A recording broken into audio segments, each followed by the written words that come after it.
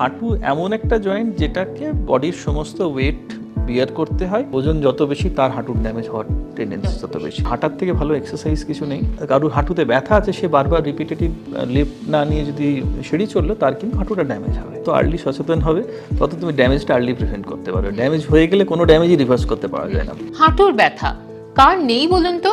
এখন তো ঘরে ঘরে সমস্যা, আর একটু বয়স বাড়লে নি রিপ্লেসমেন্ট সার্জারি শুনলেই তো মনে আতঙ্ক। কে সার্জারি করাতে চায় বলুন তো? কিন্তু হাঁটুর ব্যথা থেকে নিস্তার কি আদৌ রয়েছে? এ বিষয়ে আমরা জানতে চাইব বিশেষজ্ঞ ডাক্তারবাবুর কাছে। আমাদের সঙ্গে আছেন ডক্টর অর্ঘ্য চট্টোপাধ্যায়। নমস্কার। তিনি ইমিউনোলজিস্ট এবং রিউমাটোলজিস্ট। তার কাছে জানতে চাইবো, এই যে হাঁটুর ব্যথার সমস্যা এখন ঘরে ঘরে বেড়েছে, সত্যি কি বেড়েছে নাকি সচেতনতা বেড়েছে? হাঁটুর ব্যথার সমস্যা ডেফিনেটলি আগেও ছিল। আমরা সোশ্যালি এত বলতাম না বলে হয়তো, বা এই ধরো আজকে তুমি যেটা বললে অপারেশন হওয়ার জন্য, এটা নিউজে অনেক বেশি আসছে। তুমি মনে করলে দেখবে, মানে এইটা আগেকার দিনের যারা মানুষ ছিলেন তারা ধরেই নিতেন যে বয়স হলে হাঁটুতে কোমরে ব্যথা হবে। এটা সাধারণ জাগতিক নিয়মেই তারা ধরে নিতেন, এবং সেটা তারা অ্যাকসেপ্ট করে নিতেন যে বয়স হলে একটু হাঁটুতে ব্যথা হবে, মানে চলাফেরা লিমিটেড হয়ে যাবে। কিন্তু আমাদের যেহেতু এখন লাইফস্টাইলটা ধরো চেঞ্জ হয়েছে, আমরা আগে 60-এ বুড়ো বলতে অভ্যস্ত ছিলাম, এখন 80-তে বুড়ো বলতে অভ্যস্ত নই। সেই জায়গাটাতে আমাদের এই জায়গাটা এসছে যে আমার লিমিটেশন কেন হবে ডেলি লাইফে, সেইটা অ্যাকসেপ্ট করে নেওয়া হচ্ছে না, নেওয়ার কোনো কারণও নেই। সেটার জন্যই আজকের এই কথাগুলো আসছে যে হাঁটুর ব্যথা এত হচ্ছে বা হাঁটু অপারেশনের জায়গাটা আসছে। বরাবরই ছিল, এখনও আছে, কারণ এটা একটা age related process, ageing process. Normal বয়স বাড়ার সাথে সাথে সমস্ত টিস্যুর ক্ষয় হবে। হাঁটু এমন একটা জয়েন্ট যেটাকে বডির সমস্ত ওয়েট বিয়ার করতে হয়। যে জয়েন্টটা একদম ছোটোবেলা থেকে সমস্ত ওয়ারেন্টিয়ার সহ্য করে এসছে, তাকে তার কিছু ট্রমা ইনজুরি হবেই, সেটা ন্যাচারাল। বয়সের সাথে সাথে রিপিটেড ঘষাঘষি হলে সেখানে কার্টিলেজ ড্যামেজ হবে, সেটা ন্যাচারাল। এবং সেটার জন্য ইভেনচুয়ালি একটা বয়সের পরে গিয়ে অস্টিওআর্থ্রাইটিস বলে যে অসুখটা, সেটা হবে, সেটাও ন্যাচারাল। কিন্তু এর মধ্যে জিনিসটা শুধুই অস্টিওআর্থ্রাইটিস নাকি অন্য কিছু আছে, সেটা একটা জানা ভীষণ জরুরি, কারণ দুটোর চিকিৎসা পদ্ধতি আলাদা। আর পিওর যদি অস্টিওআর্থ্রাইটিসে হয়, তাহলে সেখানে আমাদের কিছু লাইফস্টাইল চেঞ্জ বা যে জিনিসগুলো করার দরকার সেগুলোর প্ল্যান করা দরকার। তো বয়সকালে হাঁটুর ব্যথা যেটা হয়, সেটা মূলত অস্টিওআর্থ্রাইটিসের জন্যই হয়। বয়সকালে যে মূলত হয় সেটা, হ্যাঁ, মানে বয়সকালে যে হাঁটুর ব্যথাটা হয় সেটা মূলত অস্টিওআর্থ্রাইটিসের জন্য হয়। কিন্তু যেটা ওই সিমটমটা ভীষণ জরুরি, মানে আমরা বলি যে হাঁটুতে ব্যথাও 3টে মূল কারণে হতে পারে। একটা কারণ তোমার এই বিভিন্ন অটোইমিউন ডিজিজের পার্ট হিসেবে হাঁটুতে ব্যথা হতে পারে। সেখানে হাঁটুতে ইনফ্লামেশন হয়ে হাঁটুতে জল জমে গেল। অনেকেরই শুনবে যে হাঁটুতে জল জমে গেছে, সিরিঞ্জে করে জল বার করতে হয়েছে, এবং সেটা অনেকের ধারণা জলটা বার করে দিলে বোধহয় ড্যামেজটা বেশি হয়ে গেল। এই ধরনের বিভিন্ন কনসেপ্ট। তো কোনো কারণে ইনফ্লামেশন হচ্ছে হাঁটুতে, তার জন্য হাঁটু ফুলে যাচ্ছে, ব্যথা হচ্ছে। একটা হচ্ছে বয়সজনিত কারণে ওয়ারেন্টিয়ার হচ্ছে, তার জন্য হাঁটুতে ব্যথা হচ্ছে। আরেকটা আমরা আলোচনা করলাম একটু আগেও, যে তোমার ইউরিক অ্যাসিড বা এই জাতীয় জিনিসগুলোতে বয়সকালে যখন একটা জয়েন্ট ড্যামেজ হচ্ছে, সেখানে ইউরিক অ্যাসিড বা ইউরিক অ্যাসিডের মতো আরও কিছু ক্রিস্টাল আছে, সেইগুলো ওখানে ডিপোজিট হলে একটা লোকাল টেম্পোরারি ইনফ্লামেশন হয়, সেটার জন্য একটা ব্যথা যন্ত্রণা হচ্ছে। সিমটম ওয়াইজ এগুলো বুঝতে হবে যে যদি কোনো ব্যথা রেস্ট করলে বাড়ছে, তাহলে সেটা এই কোনো না কোনো ইনফ্লামেশনের জন্য হচ্ছে। বিট ইউরিক অ্যাসিডের জন্য ইনফ্লামেশন হোক, বিট কোনো অটোইমিউন ডিজিজের অসুখের পার্ট হিসেবে এই জয়েন্টটা এফেক্ট হয়েছে সেই হিসাবে হোক। হাঁটুতে ব্যথা মানেই সেটা কিন্তু সবসময় অস্টিওআর্থ্রাইটিস এমনটা নয়। যেরকম আমাদের ধরো খুব কমনলি এটা, আমার শোল্ডার জয়েন্টে ব্যথা হলেই বলে আমার ফ্রোজেন শোল্ডার হয়েছে। তো সমস্ত কাঁধে ব্যথাই কিন্তু ফ্রোজেন শোল্ডার নয়। সেটা একটা রিউমাটয়েডের জন্য যদি শোল্ডার জয়েন্টটা এফেক্ট করে, তাহলে সেটা একটা ব্যথা হবে, সেখানে স্টিফনেস হবে। সেই রকমভাবে একটা রিউমাটয়েড যদি হাঁটুতে এফেক্ট করে, তাহলে সেখানে তখন ফোলা হবে, ইনফ্লামেশন হবে। এবং ধরো অ্যাঙ্কিলোজিং স্পন্ডিলাইটিস বলে যে অসুখটা আছে, সেই অসুখটাতেই হাঁটু বা অ্যাঙ্কেল, এই জয়েন্টগুলো, বড় বড় জয়েন্টগুলো এফেক্ট করার টেন্ডেন্সি বেশি থাকে। কিভাবে তফাৎ করবে? এক তো হচ্ছে তোমার এই ব্যথাগুলো তোমার রেস্ট করলে বাড়বে। দ্বিতীয় হচ্ছে এই ব্যথাগুলো তোমার ইনফ্লামেশন বেশি হওয়ার জন্য হাঁটুতে জল জমে যাওয়ার টেন্ডেন্সি অনেক বেশি থাকবে, মানে হাঁটুটা ফুলে যাবে অ্যাকচুয়ালি। এবং এই সব অসুখগুলোতে হাঁটুর ব্যথাটা ডিসপ্রপোর্শনেট হবে। ধরো ডান হাঁটুটাতে ভীষণ ব্যথা, বাঁ হাঁটুটাতে অতটা নেই। ডান হাঁটুটা ফুলে আছে, এই ধরনের জিনিস যদি ঘটে তাহলে বুঝতে হবে আন্ডারলাইন কোনো অটোইমিউন ডিজিজ সঙ্গে থাকছে। অস্টিওআর্থ্রাইটিস এক্সরে করলে একটা বয়সের পর প্রত্যেকেরই কম বেশি কিছু না কিছু পাওয়া যাবে, কিন্তু সেটাই মেন কন্ট্রিবিউটার ওই পেনটার জন্য নাকি তার সাথে অন্য কোনো ইনফ্লামেশন সঙ্গে থাকছে, সেইটা তফাৎ করে নেওয়া ভীষণ জরুরি, কারণ ওইটার চিকিৎসা একদম আকাশ পাতাল তফাৎ। মানে আমরা যেটা বুঝতে পারলাম, হাঁটুর ব্যথার সমস্যা এক হতে পারে অস্টিওআর্থ্রাইটিসের কারণে, দ্বিতীয় হতে পারে ইউরিক অ্যাসিডের কারণে, সেটা ডাক্তারবাবুরাই বলতে পারবেন, আমরা নিজে নিজে ভেবে ওষুধ খাবো না।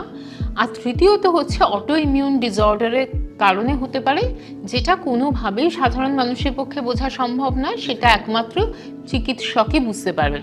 ফলে হাঁটুর ব্যথা হলেই সেটা একটা কনক্লুশনে এসে যাওয়া ও তো হবেই, এটা বোধহয় সবার আগে এড়ানো ভালো। একদম, স্পেশালি যদি কারোর হাঁটুটা ফুলে গিয়ে থাকে তাহলে কিন্তু তার সেটা সিরিয়াসলি চিন্তা করো যে আন্ডারলাইন কোনো অটোইমিউন ডিজিজের জন্য হওয়ার সম্ভাবনা ভীষণ বেশি। আচ্ছা, তো সেটা যে কোনো বয়সেই হতে পারে, যে কোনো মানে বয়সে হতে বুড়ো বয়সে হাঁটুর বুড়ো ব্যথা বয়সেও হতে এরকম? পারে, কম বয়সে হতে পারে। যেমন অ্যাঙ্কিলোজিং স্পন্ডিলাইটিস যেটা বললাম, তার বয়স মানে অসুখটা শুরুই হয় লেট 30s-এ আর্লি 40s-এ, তো সেখানে তোমার এই বয়সে যদি হঠাৎ করে, এবং এই যে বললাম সেটা ইউজুয়ালি একটা হাঁটুতে বেশি এফেক্ট করে, মানে ওই অসুখগুলো অ্যাট এ টাইম দুটো হাঁটুতে এরকম দুটো হাঁটু ফুলে গেছে, এই সিচুয়েশনটা খুব রেয়ারলি ঘটে। তো একটা হাঁটু হঠাৎ করে বেশি ব্যথা, ফোলা, হাঁটতে পারছে না, একদম সে ধরো হুইল চেয়ার বাউন্ড হয়ে গেছে, এই ধরনের ঘটনা ঘটলে সেখানে ডেফিনেটলি চিন্তা করার জায়গা থাকছে যে আন্ডারলাইন অটোইমিউন অসুখ থাকছে কিনা। আচ্ছা, তো এবার অস্টিওআর্থ্রাইটিসের সিমটমসগুলো কি কি? অস্টিওআর্থ্রাইটিস সিমটমগুলো আবার ঠিক অন্য রকম, মানে একদম বিপরীতমুখী। যে পেনটা তোমার অনেকক্ষণ দাঁড়িয়ে থাকলে, হাঁটা চলা করলে বা সিঁড়ি ভাঙলে, স্পেশালি যেখানে মানে ওয়েট বিয়ারিংটা বেশি হচ্ছে, সেই কাজগুলোতে তোমার ব্যথাটা বাড়ছে, সেগুলো হচ্ছে অস্টিওআর্থ্রাইটিস। মানে যেখানে তোমার ঘষাটা লাগার চান্স বেশি, যখন ধরো আমরা দাঁড়িয়ে আছি কনস্ট্যান্ট, তখন পুরো বডির ওয়েটটা কনস্ট্যান্টলি জয়েন্টের উপর পড়ছে। বা যখন সিঁড়ি ভাঙছি তখন আমরা কী করি, অ্যাট এ টাইম একটা স্টেপ চাই, তাহলে একটা পায়ের উপর যখন দিচ্ছি সিঁড়িতে, তখন পুরো বডির ভারটা সেখানে পড়ছে। সো ন্যাচারালি সেখানে অনেক বেশি প্রেশারটা পড়ার জন্য সিঁড়ি উঠতে গেলে ব্যথাটা অনেক বেশি হচ্ছে। তো এই অ্যাক্টিভিটিতে যখন ব্যথা বাড়ছে তখন বুঝতে হবে সেটা ওয়্যার এন্ড টিয়ার, ওঠা বসা করতে গেলে, ওঠা বসা মানে যেখানে তোমার জয়েন্টের উপর প্রেশারটা বেশি পড়ছে, সেই সময়টাতে যখন পেন হচ্ছে তখন বুঝতে হবে সেটা ওয়্যার এন্ড টিয়ারের জন্য, মানে অস্টিওআর্থ্রাইটিস বা এই ধরনের কোনো তার অস্টিওআর্থ্রাইটিসের পিছনে কারোর একটা কার্টিলেজ টিয়ার থাকতে পারে, কারোর লিগামেন্ট ছিঁড়ে থাকতে পারে। এরকম অনেকে ধরো এসে বলে যে আমি ডাক্তারবাবু ছোটোবেলায় এত খেলাধুলা করতাম, আমারই হয়ে গেল, এত অ্যাক্টিভ থাকতাম আমি, আমার হাঁটুটা এরকম খারাপ হয়ে গেল। সে বুঝতে হবে যে তুমি যে মানুষটা ধরো যদি বডি কন্ট্যাক্ট গেম খেলছে, স্পেশালি ধরো ফুটবল যারা খেলতেন, তাদের চোট লাগার সম্ভাবনা ভীষণ প্রবল। তো সেই চোটের জন্য কারোর যদি লিগামেন্ট টিয়ার হয়ে থাকে, কার্টিলেজ টিয়ার হয়ে থাকে, তাদের বয়সকালে এসে অস্টিওআর্থ্রাইটিস হওয়ার সম্ভাবনা ভীষণ বেশি।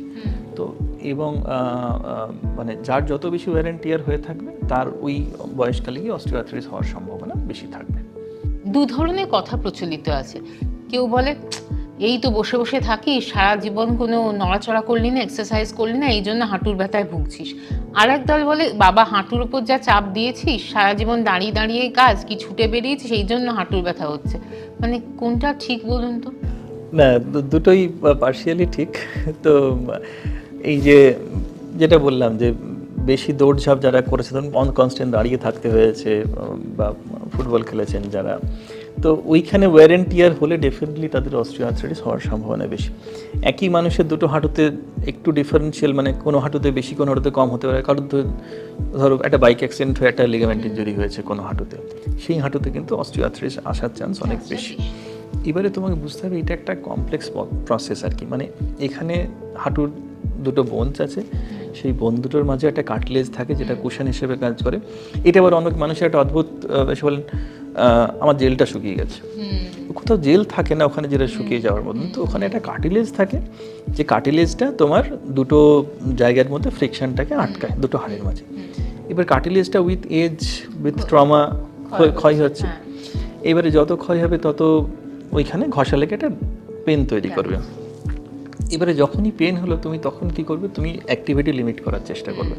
আমার ব্যথা হচ্ছে, আমি তাহলে বেশি হাঁটবো না, বেশি চলবো না। যখনই তুমি অ্যাক্টিভিটি লিমিট করবে তখন তোমার মাসেলগুলো উইক হতে চালু করবে। যত মাসেল উইক হবে তোমাকে তো মিনিমাল কিছু অ্যাক্টিভিটি করতে হবে, যত মাসেল উইক হবে তত তোমার ওই বোনসগুলো ঘষে লাগার টেন্ডেন্সি বাড়তে থাকবে। তো এটা একটা ভিসিএস সাইকেলের মতো। মানে এখানে একটা শাঁখের পড়াতে বিষয় আছে। এইবারে তোমার ওই জন্য ফলে ধরুন তোমাকে বললাম যে একটু হাঁটবো, আমার হাঁটতে তো ব্যথা বেড়ে যায়। তো যাদের অস্টিওআর্থ্রাইটিস আছে তো হাঁটতে তাদেরকে হবে, কারণ আমাদের সাধারণভাবে বাঙালিদের যা খাওয়ার খাদ্যাভ্যাস, তাতে বাড়িতে মিষ্টি থাকলে সে মিষ্টি খাবে না বা আম খাবে না, এ হতেই পারে না। তো সে যতই ডায়েট ফলো করুক, সেরকম হাতে গোনা লোক পাবে যারা কিছু খায় না, মানে একদম স্ট্রিক্ট ডায়েট ফলো করে। তো সেজন্য আমি ডায়েট করি, আমি কিছু খাই না, এই কথাটা তুমি মানে ভীষণ মেনে নেওয়া কঠিন আর কি। তো সেই জায়গাটাকে ওভারকাম একমাত্র তুমি হেঁটে করতে পারো, মানে হাঁটার থেকে ভালো এক্সারসাইজ কিছু নেই। যত না হাঁটলেই ওজন বাড়বে, যত ওজন বাড়বে এটা একটা মানে ওই সাইকেলের চক্রের মধ্যে তুমি পড়ে গেলে, যত কম হাঁটলে তত ওজন বাড়লো, যত ওজন বাড়লে তোমার তত নিজের উপর প্রেশার বাড়লো, প্রেশার বাড়লে পেন বাড়ছে, তুমি ভয়ে আরও হাঁটছো না। এই সাইকেলটাকে ব্রেক করতে হবে, সেইটা তোমাকে গ্র্যাজুয়ালি ব্রেক করতে হবে। মানে আজকে তুমি শুনে গেলে কাল থেকে মনে হলো যে না আমি কালকে আধ ঘন্টা হেঁটে নিয়ে হাঁটুটাকে সারিয়ে নেবো, এটা সম্ভব নয়। সো গ্র্যাজুয়ালি হাঁটাটাকে বিল্ড আপ করতে হবে। দরকার হলে তুমি 5 মিনিট করে হাঁটো 2 সপ্তাহ, তারপরে আরও 2 সপ্তাহ পরে সেটাকে 10 মিনিট করো, যাতে বডিটা অ্যাকাস্টমড হয়। আস্তে আস্তে তুমি বডির মাসেলগুলোকে ট্রেন করো, এবং স্পেসিফিক যে এক্সারসাইজগুলো আছে নিয়ে সেই এক্সারসাইজগুলো ভীষণ জরুরি। মাসেল যত উইক হবে তত তোমার ওখানে ড্যামেজ বাড়তে থাকবে প্রপোর্শনেটলি। কোন বয়স থেকে সচেতন হব হাঁটু নিয়ে, আর কিভাবে সচেতন হব, মানে কি কি করতে হবে 1 2 3 4 করে যদি একটু বলেন।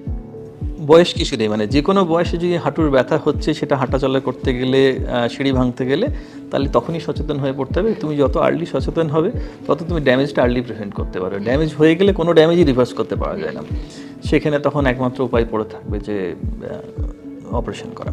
তো যত আর্লি তুমি ইনিশিয়েট করবে এক্সারসাইজগুলো স্পেসিফিক্যালি নিয়ের আশেপাশে যে মাসেলগুলো আছে সেগুলো স্ট্রেংথেনিং এক্সারসাইজ, কোয়াড্রিসেপস এক্সারসাইজ বলে এক ধরনের এক্সারসাইজ হয়। যত ভালো কোয়াড্রিসেপস এক্সারসাইজ করবে তত মাসেলের স্ট্রেংথ যত ভালো থাকবে, ওয়েট যত মেনটেন রাখবে, সে অস্টিওআর্থ্রাইটিস প্রিভেন্ট করার, কারণ পুরো বডির ওয়েটটা ওখানে পড়ছে, যার উপর পাটের ওজন যত বেশি তার হাঁটুর ড্যামেজ হওয়ার টেন্ডেন্সি তত বেশি।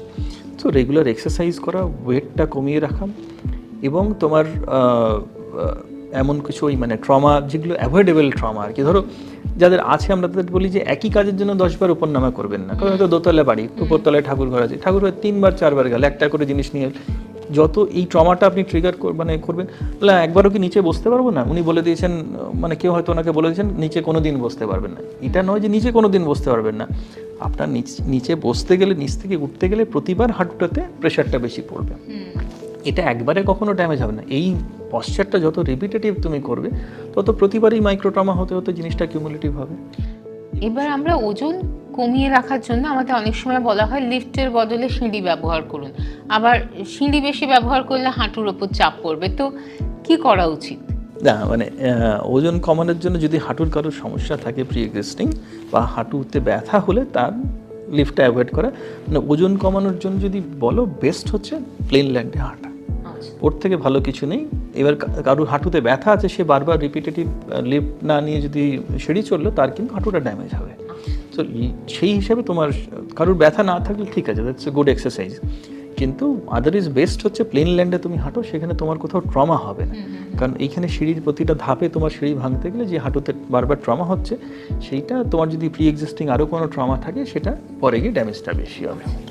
এবার হাঁটু ভালো রাখতে গেলে কি খাওয়া দাওয়া কিছু, মানে আমরা ছোট থেকে যেটা জানি ক্যালসিয়াম বেশি দরকার, তো এরকম কি কিছু বিষয় আছে খাওয়া দাওয়ার প্রতি কি আলাদা করে কোনো নজর? এইটা দুটো আলাদা টার্ম, যেটা একটু বুঝতে হবে। একটা আমরা যেটা নিয়ে আলোচনা করছি সেটাকে আমরা বলছি অস্টিওআর্থ্রাইটিস। মানে আর্থ্রাইটিস কথাটার মানে হচ্ছে যেখানে জয়েন্ট সংক্রান্ত ঘটনা। তো আরেকটা তুমি যে এই যে হাড় ভালো রাখার বলছে, হাড় এবং জয়েন্ট কিন্তু আলাদা। বোন যখন ক্ষয় হচ্ছে, যেখানে তোমার ক্যালসিয়াম বা এই জাতীয় ক্যালসিয়াম বলো, ভিটামিন ডি বলো, এই জাতীয় কথাগুলো যেখানে আসছে, সেই জায়গাটা যে অসুখটা হয় তাকে বলা হয় অস্টিওপোরোসিস। মানে যেখানে হাড় ক্ষয় হয়ে যাচ্ছে, পোরাস হচ্ছে, তো তার মানে বোনের স্ট্রেংথ কম হচ্ছে। এবারে তারা কি কানেক্টেড? হ্যাঁ, কিছুটা কানেক্টেড। মানে অস্টিওআর্থ্রাইটিস ধরো একটা তুমি মেকানিক্যালি ভাবো যে দুটো যে হাড়ে ঘষা খাচ্ছে, এবার বোনের কোয়ালিটি যদি ভীষণ খারাপ হয়, সেখানে যত ঘষা খাবে তত তাড়াতাড়ি সেই জায়গাটা ড্যামেজ হবে। তার কারো হাঁটু দেখবে এরকমভাবে বেঁকে গেছে ধনুকের মতো, তাহলে অস্টিওপোরোসিস থাকলে সেই বেঁকে যাওয়ার টেন্ডেন্সিটা খুব তাড়াতাড়ি হবে। এইবারে আমরা অস্টিওপোরোসিস অলটুগেদার আলাদা জিনিস, যেখানে বোনের যে স্ট্রেংথ আছে সেই স্ট্রেংথ কমে যাওয়ার জন্য যেটা তার মেজর ইম্প্যাক্ট হচ্ছে ফ্র্যাকচার। তো অস্টিওপোরোসিস প্রিভেন্ট করার জন্য এই ক্যালসিয়াম বলো বা ভিটামিন ডি বলো বা অস্টিওপোরোসিসের স্পেসিফিক ওষুধপত্র আছে, সেই ওষুধপত্রগুলো নিলে আমাদের অস্টিওপোরোসিসের রেটটাকে দেখে করা যায়। আমাদের এমন কোনো ওষুধ নেই যেটা তোমাকে ওষুধ দেবো আবার তোমার বয়সটা কমে, হাড়ের বয়স কমে 20 বছর হয়ে যাবে। সো যে রেটে ডিকে হচ্ছে, এই অস্টিওপোরোসিসের মাপকাঠিটা কীভাবে, এক ধরনের স্ক্যান হয়, বোন ডেনসিটি স্ক্যান বলে, ডেক্সা স্ক্যান বলে। সেই স্ক্যানে দেখা হয় যে সেই বয়সের বাকি মহিলাদের তুলনায় ওনার ক্ষয়ের হার কীরকম। সেই ক্ষয়ের হারটাকে আমরা কমাতে পারি ওষুধ দিয়ে, যে রেটে ডিকে হয়ে যাচ্ছে সেই ডিকেটাকে আমরা কমাতে পারি। সেইটা তোমার ফ্র্যাকচার প্রিভেনশন করে, ফ্র্যাকচার হওয়ার থেকে। হাঁটু ঠিক রাখবো, অপারেশনের পরিস্থিতি যেন বয়সকালে না তৈরি হয়, কি করব যদি একটু পয়েন্ট করে বলেন? ওজন কমানো, এক্সারসাইজ, এই দুটোই জিনিস তোমার মানে অনেকে এসে বলেন যে আমার কি হাঁটু অপারেশন করতেই হবে। হাঁটু অপারেশনটা তোমাকে যেটা বুঝতে হবে যে এটা ইমার্জেন্সি অপারেশন না, মানে এটার কার্ডিয়াক অ্যাঞ্জিওপ্লাস্টির মতন ঘটনা নয় যে আজকে না করলে কালকে মানুষটা মারা যাবে। এটা এন্টায়ারলি ডিপেন্ড করছে তোমার লাইফস্টাইল কীরকম। তুমি আজকে অ্যাট দ্য এজ অফ কোনো একটা মানুষ 70-75 বয়স, সে পাহাড়ে ঘুরতে ভীষণ ভালোবাসে, তো তার যে ধরনের হাঁটু স্ট্রেংথ দরকার, একটা মানুষ বাড়িতে লিমিটেড অ্যাক্টিভিটি করেন, ঘর থেকে বাজার যান, বাজার থেকে শুধু বাড়ি চলে আসেন, আর কোথাও মুভমেন্ট করেন না বা করার কোনো ইচ্ছা নেই, এই দুটো মানুষের কিন্তু হাঁটুর বদলানোর ইন্ডিকেশন এক হতে পারে না। তো এইটার উপর ডিপেন্ড করছে। তো পুরো জিনিসটাই এটা অনেকখানি প্রিভেন্টেবল, প্রত্যেকের জন্য হয়তো প্রিভেন্টেবল নয়। কারোর ধরো এক্সটেন্সিভ কোনো ট্রমা হয়েছে, ইঞ্জুরি হয়েছে, কার্টিলেজ একদম নষ্ট হয়ে গেছে, লিগামেন্ট ছিঁড়ে গেছে, সেখানে তাদের খুব অ্যাডভান্স অস্টিওআর্থ্রাইটিস হয়ে গেলে সেখানে করার জায়গাটা খুব কম থাকে। কিন্তু স্টিল যদি আগে থেকে সচেতন হয় মানুষ, ওয়েটটাকে যদি মেনটেন করতে পারে, এক্সারসাইজটা যদি রেগুলার করতে পারে, তাহলে একটা মেজর বাল্ক অফ মানুষ কিন্তু অপারেশনটাকে চাইলে অ্যাভয়েড করতে পারে। আচ্ছা, আর একটা জিনিস আমরা জানি যে মহিলাদের ক্ষেত্রে হাড়ের সমস্যাটা বোধহয় বেশি হয়, এবং এটার সঙ্গে কি মহিলাদের কোনো শারীরিক ডেফিসিয়েন্সি জড়িয়ে আছে বা মেনোপজের মতো ঘটনা জড়িয়ে আছে, এটা জানতে চাইবো। ঠিক, এটা ভীষণভাবে জড়িয়ে আছে এবং সেটা তোমার ওই অস্টিওপোরোসিস পার্টটার সাথে জড়িয়ে আছে।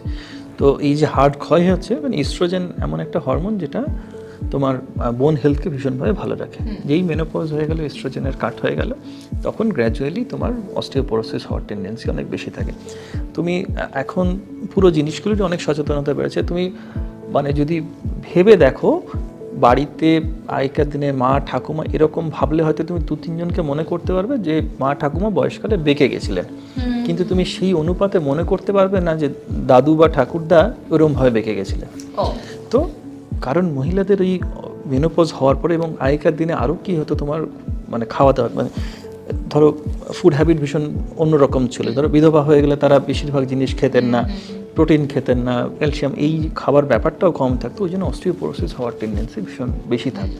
এক তো হরমোনাল ফ্যাক্টর, খাওয়া দাওয়ার ফ্যাক্টর ডেফিনেটলি আছে, এবং ওইগুলো স্পেসিফিক ওষুধগুলো তো তখন এরকমভাবে প্রচলিত ছিল না যে ওগুলো প্রিভেন্ট করার জায়গা থাকতো। তো মহিলাদের অস্টিওপোরোসিস এবং অস্টিওপোরোসিস রিলেটেড ফ্র্যাকচার এগুলো হওয়ার রিস্ক ডেফিনেটলি বেশি, এবং সেগুলো প্রিভেন্ট করার জায়গা আছে। মানে সেই প্রিভেন্টেবল ওষুধপত্র এবং প্রিভেন্ট করার জন্য আবার সেই এক্সারসাইজ চলে আসছে, যেখানে তুমি যত তোমার মানে ফিজিক্যাল অ্যাক্টিভিটি বেশি থাকবে, যত অ্যাক্টিভ থাকবে, তত ওভারঅল বোন মাসেল এই হেলথগুলো বেটার থাকবে। যত মাসেল উইক হবে তত বোন খারাপ হবে। তাহলে কি মেনোপজের সময়টা কাছাকাছি এলে সেই সময় থেকেই বেশি সতর্ক হতে হবে হাড়ের স্বাস্থ্য এবং মানে হ্যাঁ, মানে ডেফিনেটলি হতে হবে। এবং কারোর যদি ফ্যামিলি হিস্ট্রি থাকে অস্টিওপোরোসিস হওয়ার বেশি, তাদের রিস্ক আরও বেশি। রেগুলার ফিজিক্যাল অ্যাক্টিভিটিটা ইজ মোস্ট ইম্পর্টেন্ট আর কি। এবং মেনোপজের পরে মানে 1-2 বছর পরে বা এই টাইমে একবার বোন ডেনসিটি চেক করে নেওয়া। বোন ডেনসিটি সাধারণভাবে আমরা 2 বছর পর পর চেক করে দেখি যে অস্টিওপোরোসিস হচ্ছে কিনা। একটা সার্টেন লিমিটের নিচে গেলে তখন ওষুধগুলো শুরু করা হয়। তো সেই জায়গাটা সচেতন হলে ডেফিনেটলি অনেকখানি সেই জায়গাটা প্রিভেন্ট করা যাবে। ভিটামিন ডি এর কোনো ভূমিকা? ভীষণভাবে। তো তবে আজকাল আমরা সব কিছুতেই ভিটামিন ডিকে লিঙ্ক করার চেষ্টা করি। আমি মজা করে বলি যে একমাত্র যিনি ভিটামিন ডি টেস্ট করেনি তার নর্মাল আছে, বাকি সবারই কম আছে। তো কারণ আমাদের যে ধরনের লাইফস্টাইল ধরো, তাতে ভিটামিন ডি পাওয়ার সুযোগ অনেক কম। তবে অনেকেই মনে করেন যে আমি একটু সূর্যে গেলেই সঙ্গে সঙ্গে ভিটামিন ডি পেয়ে যাবো, ওরকমভাবে ঠিক ভিটামিন ডি পাওয়া যায় না। ভিটামিন ডি পেতে গেলে তোমাকে ফুল বডি খুলে শুতে হবে, সান এক্সপোজ করতে হবে, সেরকমভাবে সানবাদ নেই, সেরকমভাবে সেটা প্র্যাকটিক্যালি ইম্পসিবল।